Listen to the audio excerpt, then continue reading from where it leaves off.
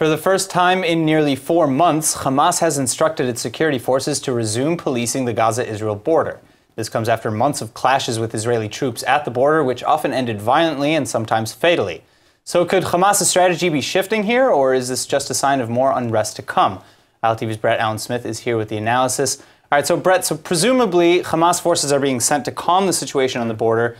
Does this move have a direct link to the March of Return clashes with Israel? Well, I'd say yes and no. I mean, on the one hand, I think that Hamas is getting considerable pressure to ease off of those protests, which we've, seen regularly since March every weekend. But for one thing, I think it undermines whatever strategy the Palestinians are going to be taking, if and when the U.S. peace deal comes into play here, whether they want to counter that or go for it.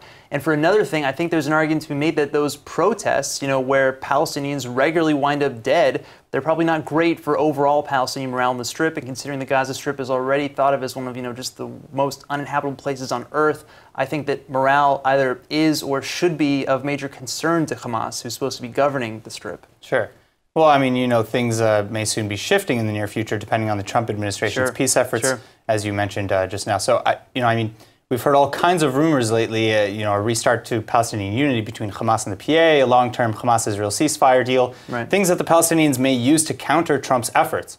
But there's also the rumor that the White House may ignore its peace plan altogether and focus exclusively on the Strip. Yeah, I mean, I'm sure that rumor is on Hamas's mind as well here now. And let's remember, Hamas's security forces, they're not just worried about Israel. I mean, unless Israel, gets a rocket from Gaza, Israel is generally pretty quiet, I gotta say. But Hamas has its own problems to worry about. It's got insurgencies, rival forces, Islamic Jihad, all kinds of groups that may be trying to undermine whatever Hamas is trying to do, which sometimes, is what Israel wants it to do and control rocket attacks. Because even if Islamic Jihad fires off a rocket, it's Hamas that ultimately gets targeted by an Israeli counterattack. So even in this case now, Hamas may just be trying to, maintain some sort of new order, relative control here for its own safety for moving forward in what these talks are going to be. Either way, Hamas probably needs to demonstrate that kind of control or something like it if other nations are ever going to engage seriously with them in any kind of negotiations in the future.